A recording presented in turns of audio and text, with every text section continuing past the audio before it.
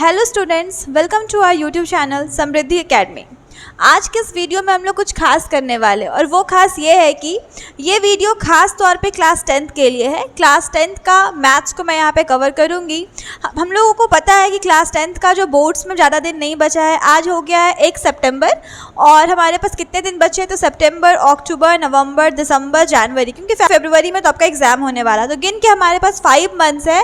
इस 5 मंथ्स में हम लोग पूरा का पूरा मैथ्स का सिलेबस कवर करेंगे और साथ में रिविज़न भी करते चले जाएंगे। मैं जैसे जैसे आपको बताती जाऊंगी वैसे वैसे बस आपको ध्यान देना है और हर एक चैप्टर को मैं यहाँ पे कवर कराऊंगी। आपको सारे चैप्टर्स को मेरे साथ कवर करते जाना है।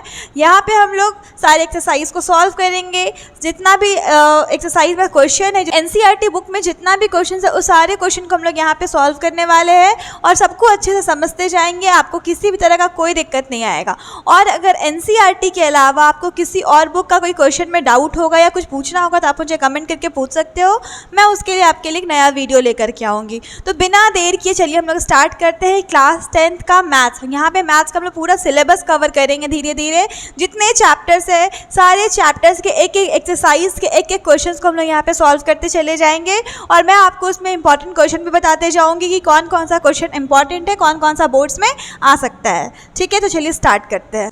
क्लास 10th का मैथ्स का फर्स्ट चैप्टर है रियल नंबर्स। आप लोग रियल नंबर्स के बारे में थोड़ा बहुत तो जानते होंगे, आप लोग पहले भी सुने होंगे रियल नंबर्स के बारे में। आप लोग कुछ लोग इससे फेमिलियर होंगे और कुछ लोग इस वर्ड से फेमिलियर नहीं होंगे। तो जो लोग इस वर्ड से फेमिलियर नहीं है उनको मैं भी बताऊंगी कि क्या होता है रियल नंबर्स, और जिन लोगों को आता है उनका भी रिविज़न हो जाएगा कि रियल नंबर क्या होता है। तो सबसे पहले हम लोग उसका इंट्रोडक्शन देखेंगे कि रियल नंबर क्या होता है। उसके बाद यहाँ पर जितने एक्सरसाइज आएंगे वो करेंगे। तो इसमें पहले आप ये समझ लीजिए कि बेसिकली आपको यहाँ पर पढ़ना क्या क्या। तो सबसे पहले आपको रियल नंबर पढ़ना है। रियल नंबर के अंदर 2 नंबर आते हैं, रैशनल नंबर और इरैशनल नंबर। उनके बारे में आपको पढ़ना है। उसके बाद आपको एलसीएम और एचसीएफ के बारे में थोड़ा बहुत देखना है।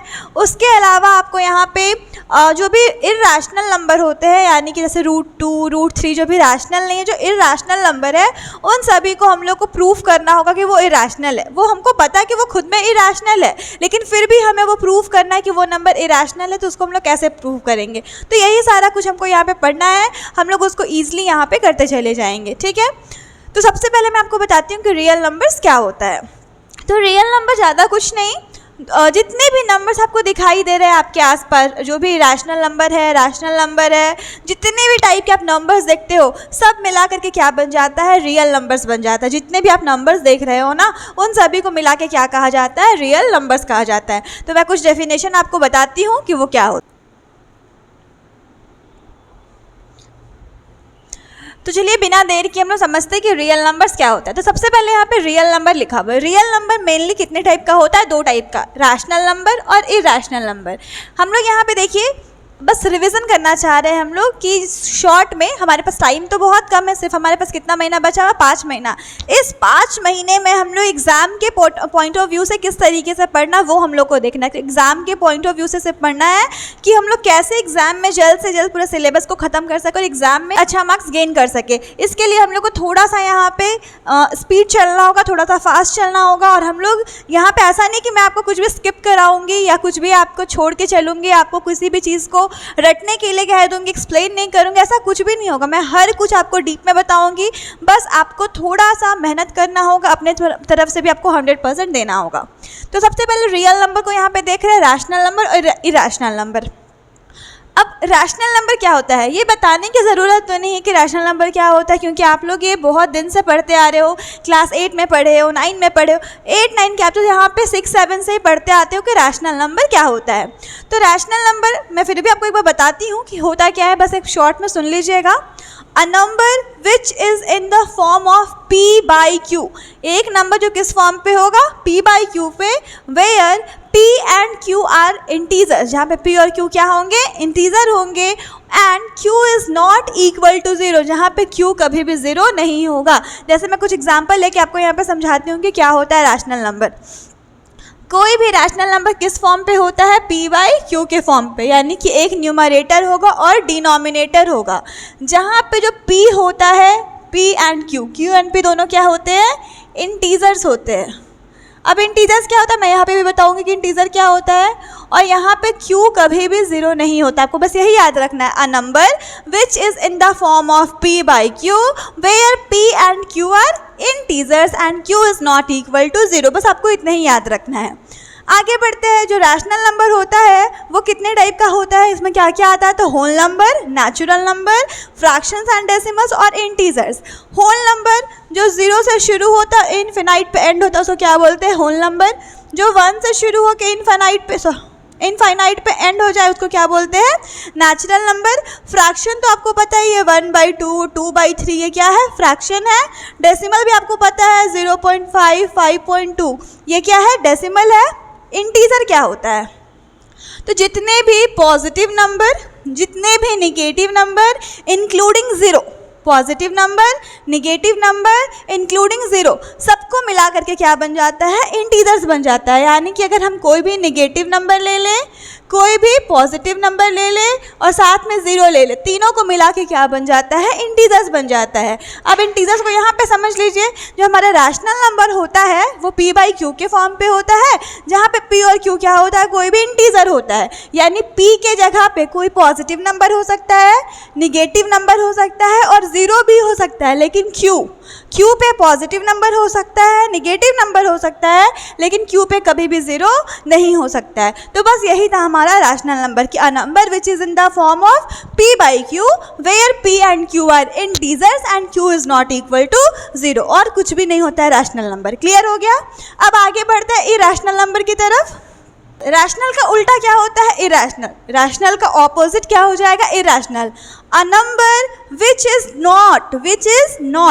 नॉट पे फोकस करना है। A number which is not in the form of p by q where p and q are integers and q is not equal to 0। यानी कि वैसा नंबर जो कि p बाई q के फॉर्म पे नहीं रहता है, वैसा नंबर जो p बाई q के फॉर्म पे नहीं रहता है, उसी को क्या कहा जाता है, इरैशनल नंबर। यानी कि जो भी नंबर हम लोग को फ्रैक्शन में नहीं दिखता वो क्या होता है, इरैशनल नंबर होता है। जैसे √2, √5, ये क्या हो जाएगा, इरैशनल नंबर, क्योंकि इसको हम लोग फ्रैक्शन के फॉर्म पे कन्वर्ट नहीं कर सकते और ये पहले से भी नहीं होता है, तो ये क्या कहलाएगा, हमारा इरैशनल नंबर कहलाता है। यानी वैसा कोई भी नंबर जो रूट में है उसको हम लोग रूट से बाहर नहीं निकाल सकते हैं। एक एग्जांपल लेते हैं, सपोज √4, क्या ये भी तो 4 जो है रूट में है, तो क्या ये भी इरैशनल नंबर है, नहीं। जो 4 होता है, ये जो 4 है परफेक्ट स्क्वायर है, किसका स्क्वायर होता है, तो 2 का स्क्वायर होता है, तो ये तो रूट से बाहर निकल गया ना, ये किससे बाहर निकल गया, 2 से बाहर निकल गया, सॉरी स्क्वायर नहीं लगेगा, √4 से क्या निकलेगा बाहर, 2 निकलेगा, तो ये 2 जो है रूट से बाहर निकल गया, तो क्या √4 भी इरैशनल नंबर था, नहीं था, क्योंकि इसको हम लोग इस √4 को हम लोग क्या लिख सकते हैं, 2 लिख सकते हैं, और 2 हमारा क्या होता है, एक रैशनल नंबर होता है, इसीलिए √4 भी क्या होगा, √4 भी क्या होगा, रैशनल नंबर होगा। बट जो √2 है, √5 है, √3 है, क्या ये एक परफेक्ट स्क्वायर है, नहीं। क्या ये एक परफेक्ट स्क्वायर है, नहीं। क्या ये एक परफेक्ट स्क्वायर है, नहीं। तो जो भी नंबर कोई परफेक्ट स्क्वायर नहीं है और रूट में लिखा गया है वो क्या होता है, हमारा इरैशनल नंबर होता है। उसके अलावा सारे नंबर क्या होते हैं, रैशनल नंबर होते हैं। क्लियर हो गया। तो रियल नंबर में 2 टाइप के नंबर, रैशनल नंबर और इरैशनल नंबर। रैशनल नंबर के अंदर 4 टाइप के number, whole number, natural number, fractions and decimal और इंटीजर। तो अब रियल नंबर आपको समझ में आया होगा, combination of rational number and irrational number, simple. Combination of rational number and irrational number is called real number. यानी कि एक ग्रुप होगा जिसमें कि रैशनल नंबर भी होंगे और इरैशनल भी, तो रैशनल नंबर और इरैशनल नंबर के ग्रुप को क्या कहा जाता है, रियल नंबर। यानी आपको ये समझ में आया कि हमें जितने भी नंबर देखने को मिलते हैं वे सब मिलकर के क्या होते हैं, रियल नंबर ही होते हैं।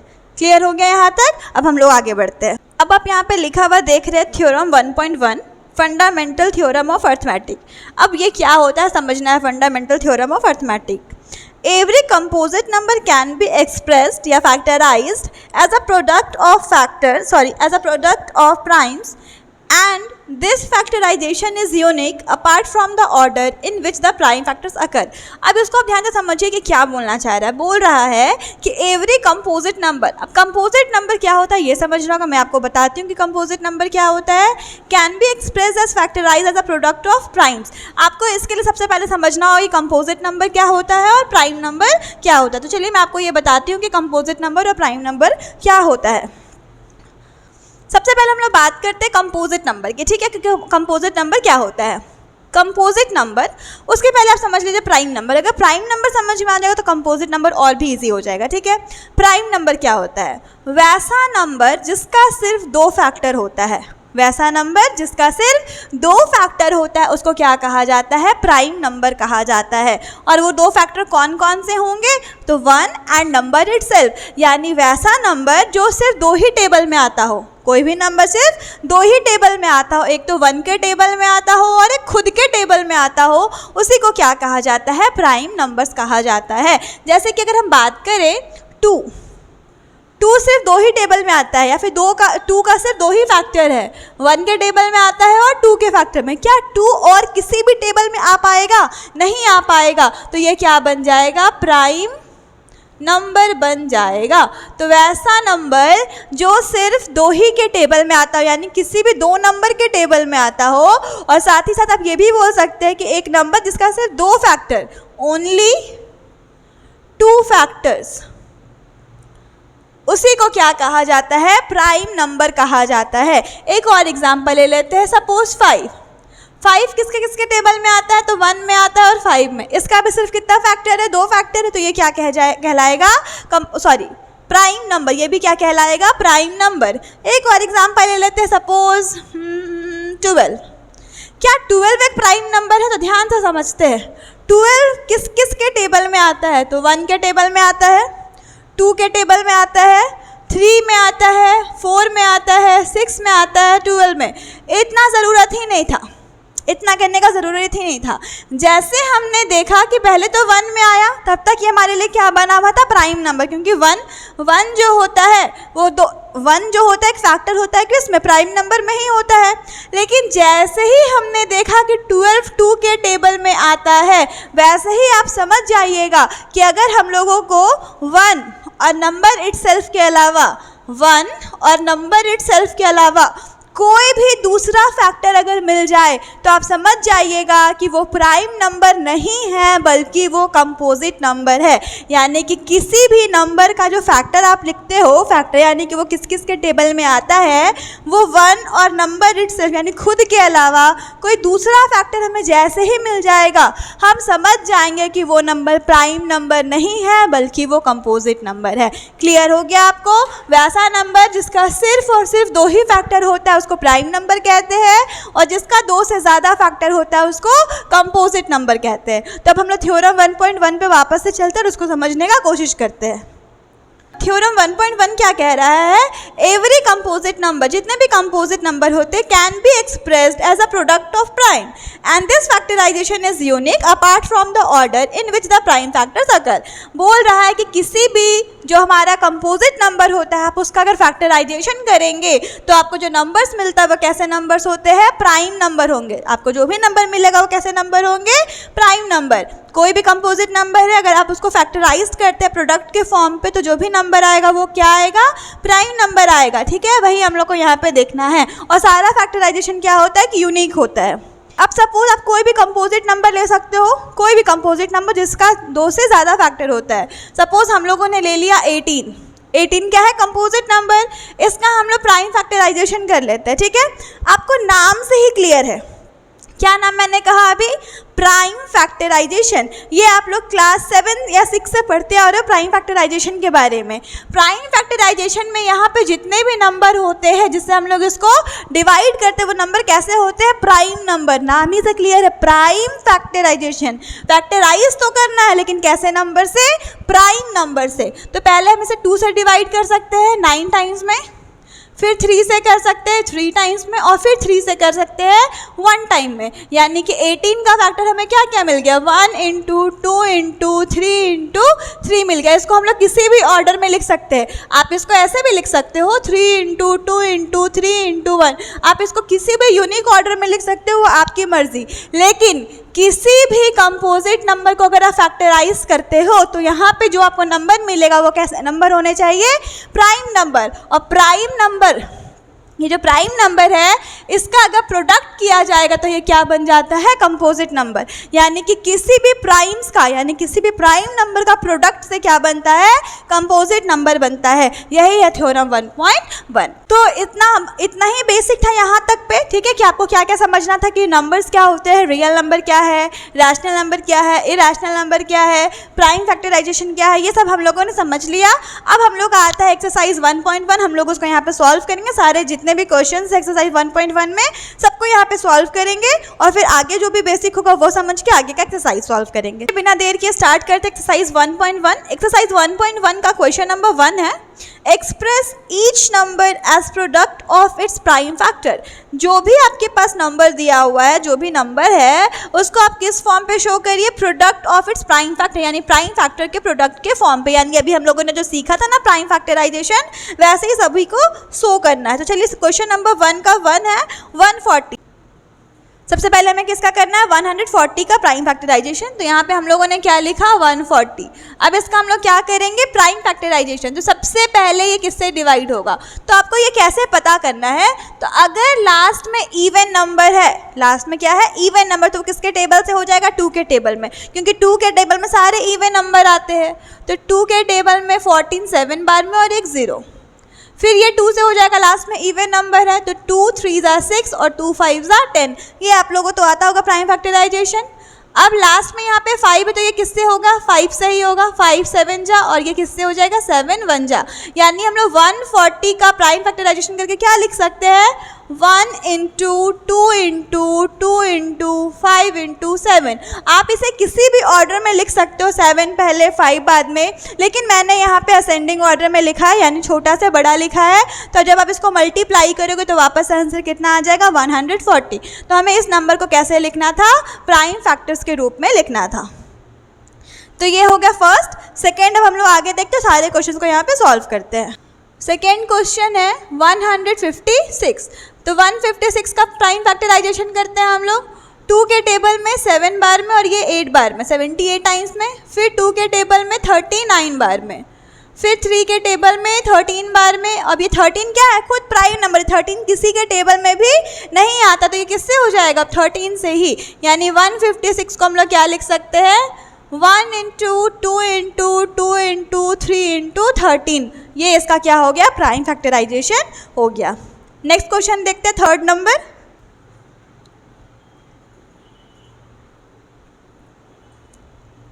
3825।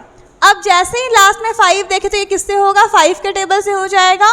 तो 5 के टेबल में 38 तो नहीं आता, उससे कम 5 7 जा 35। 38 में से 35 चला गया तो कितना बचा, 3 इसको कैरी देंगे 32। तो 5 6 जा 30, फिर 2 देंगे तो 5 5 जा 25। फिर ये 5 से हो जाएगा, 5 1 जा 5, 2 कैरी तो 5 5 जा 25, 1 कैरी तो 5 3 जा 15। 153। अब ये किसके टेबल में आएगा, तो यहाँ पे हम लोग डिविजिबिलिटी रूल लगाएंगे। 3 का रूल लगाते हैं। तो 3 का रूल क्या होता है, सभी को आपको क्या करना है, प्लस करना है। यानी 1 + 5 6, 6 + 3 9। अगर इसका सम जो है, इसको जो ऐड करने पे अगर 3 के टेबल में वो आ जाएगा तो ये 3 के टेबल में भी आएगा। तो 3 के टेबल में 15 5 बार में और 1 3 3 जा 3 1 जा 3। फिर ये 3 से हो जाएगा, 3 1 जा 3, 2 कैरी 3 7 जा 21। और फिर ये लास्टली किससे होगा, 17 से।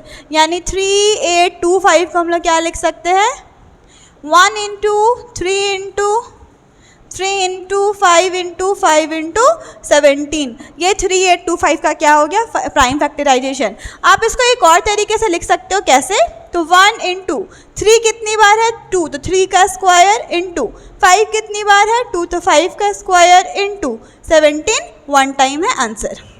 आप इसको ऐसे भी लिख सकते हो। ठीक है, आगे बढ़ते हैं, नेक्स्ट क्वेश्चन देखते हैं। नेक्स्ट क्वेश्चन है 5005। तो 5005 का प्राइम फैक्टराइजेशन। 5 से हो जाएगा 1001। अब ये किससे होगा? 1001 आ गया है। चेक करते 7 के टेबल से हो सकता है क्या?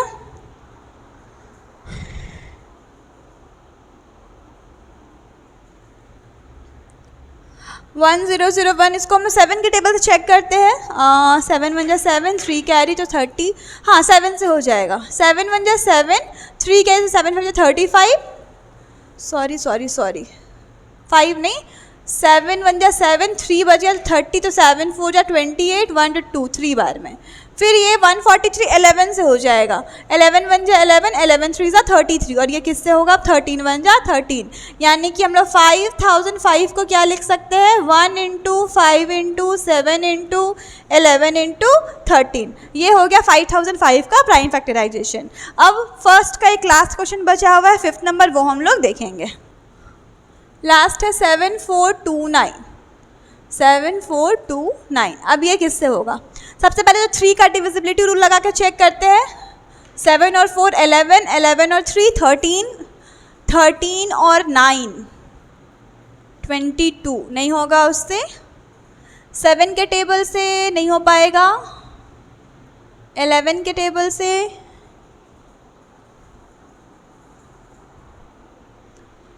11 से 7 और 2 9, 9 4 13। 11 से भी नहीं होगा। आगे बढ़ते हैं।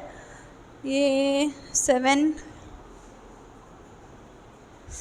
इसको तो चेक करना पड़ेगा कि किससे होगा। चेक करते हैं।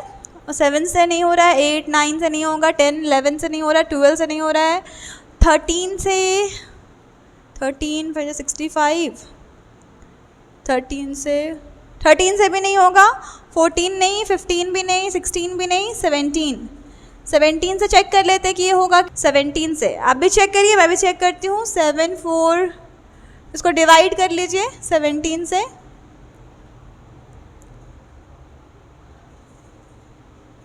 4 68 to 74 minus 62 फिर 51। ये 17 से हो जा रहा है मेरे को लग रहा है। फिर से इसको करके एक बार देख लेते हैं। 17 से ये हो जाना चाहिए। 17 से हो जाएगा। 7 4 3 7 के टेबल में ये 437 टाइम्स में जा रहा है। ये आप रफ में इस तरीके से 7429 को मैंने इस तरीके से डिवाइड कर लिया है। आप भी इसको डिवाइड कर लीजिए, आप लोगों को पता चल जाएगा। ये 437 टाइम्स में आ रहा है। उसके बाद अब ये किससे हो जाएगा? चेक करते हैं आगे। फिर से 17 से होगा क्या? 17 3 जा 51, 17 4 जा 34। नहीं, 17 से अब नहीं होगा। 18 19 से चेक किया जा सकता है इसको। 437 को 19 से, 2 जा 38। हाँ, ये अब हो जाएगा 19 से। 19 के टेबल में ये आ रहा है 23 टाइम्स में। 23 तो खुद एक क्या होता है? Prime number. यानी 7429 को हम लोग क्या लिख सकते हैं? 17 × 19 × 23। और ये इसका क्या हो जाएगा? आंसर हो जाएगा। तो आपको इसके लिए डिविजिबिलिटी रूल के साथ साथ टेबल भी याद होना चाहिए। अगर टेबल याद रहेगा तो आपको कभी भी कोई दिक्कत नहीं होगा, आप फटाफट कैलकुलेशन कर सकते हो। तो एक्सरसाइज 1.1 का क्वेश्चन नंबर 1 का 5वां क्वेश्चन हम लोगों ने देख लिया है। तो क्वेश्चन नंबर 1 हम लोगों ने यहाँ तक कर लिया है। क्वेश्चन नंबर 2 हम लोग आने वाले वीडियो में करेंगे। नेक्स्ट वीडियो हमारा क्वेश्चन नंबर 2 से स्टार्ट होगा। क्वेश्चन नंबर 1 तक आप यहाँ तक समझ चुके होंगे। तो आप यहाँ पे मेरे साथ पढ़ते भी जाइए, साथ ही साथ आप रिविजन भी करते चले जाइए, क्योंकि हमारे पास अब ज़्यादा समय नहीं बचा है। गिन के एकदम गिना हुआ हमारे पास 5 महीना है। उस 5 महीना में हम लोगों को पढ़ाई के साथ साथ रिविजन भी कर लेना होगा, ताकि फरवरी में तो हमारे पास टाइम ही नहीं है। 15 फरवरी से आप लोग एग्जाम शुरू हो जाएगा, आपके पास टाइम ही नहीं है। तो इसलिए आपको जनवरी तक में ओवरऑल सब कुछ खत्म कर देना होगा। इसीलिए मैं आपका हर एक दिन सारे चैप्टर्स को यहाँ पे कवर कराती चलूँगी। आप पूरा अपना 100% दे करके आप इसको करते जाइए। मैं भी यहाँ पे पूरा कोशिश करूँगी कि आप लोगों का मैं पूरा सिलेबस यहाँ पे ख़त्म करा दूँगी। बस अपना 100% देते जाइए और साथ ही साथ आप इससे अपने फ्रेंड को शेयर करिए, क्योंकि बहुत ऐसे लोग हैं जिनका भी सिलेबस कंप्लीट नहीं हुआ होगा, वो लोग अभी तक सोच रहे हैं कैसे तैयारी शुरू की जाए। तो यहाँ पे आपको हर सॉल्यूशन यहाँ पे आपको मिलता चला जाएगा। तो आप अपने फ्रेंड को शेयर करिए। अगर वीडियो पसंद आया तो इसे लाइक करिए और सब्सक्राइब करिए। Thank you.